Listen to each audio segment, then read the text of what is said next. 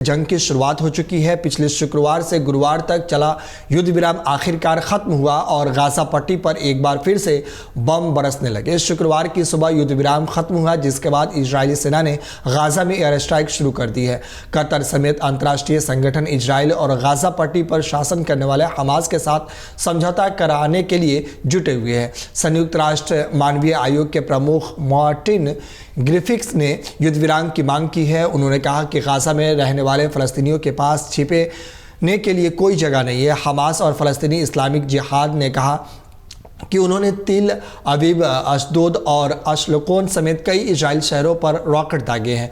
Israel Lebanon सीमा पर भी लड़ाई शुरू हो चुकी है। ऐसे में आइए जानते हैं कि इजराइल हमास युद्ध से जुड़े लेटेस्ट अपडेट के बारे में। आपको बता दें कि इजराइल ने शुक्रवार से ही बमबारी की शुरुआत कर दी है। इजरायली सेना का मानना है कि हमास ने उसके इलाके पर रॉकेट दागकर 7 दिनों तक चले युद्ध विराम को ख़त्म कर दिया है।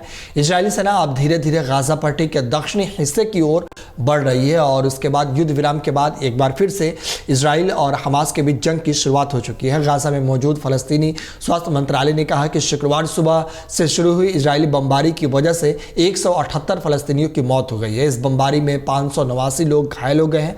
इजराइल हमास के बीच युद्ध विराम खत्म होने के बाद जंग शुरू हुई है। वहीं मीडिया रिपोर्ट्स के मुताबिक अमेरिका ने इजराइल को 100 बंकर बस्टर बम दिए हैं, जिसमें से हर एक का वजन 907 किलो है। अमेरिका इन बमों का इस्तेमाल अफगानिस्तान, इराक और सीरिया में कर चुका है। अब इजराइल इन बमों का इस्तेमाल गाजा में करने वाला है।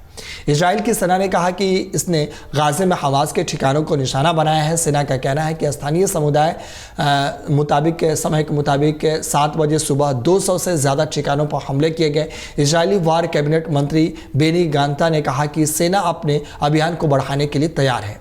जंग की एक बार फिर से शुरू होने के बाद अमेरिका ने इजराइल पर फ़लस्तीनी नागरिकों की सुरक्षा के लिए दबाव बनाने की भी शुरू कर दिया है। विदेश मंत्री एंटनी ब्लिंकन ने कहा कि उन्होंने इजराइल के जरिए नागरिकों को सुरक्षा को लेकर उठाए जाने वाले कदमों को देखा है।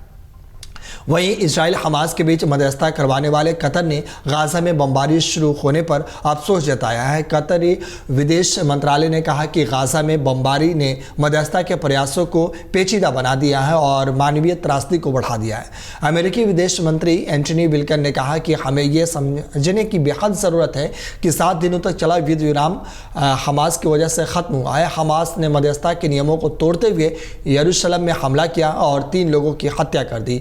सीरिया की सरकारी न्यूज एजेंसी सना का कहना है कि शनिवार को राजधानी दमिश्क में इजरायली हमले को नाकाम किया गया। इजराइल की तरफ से राजधानी की ओर मिसाइलें लॉन्च की गई थी, जिन्हें एयर डिफेंस सिस्टम के जरिए मार गिराया गया है।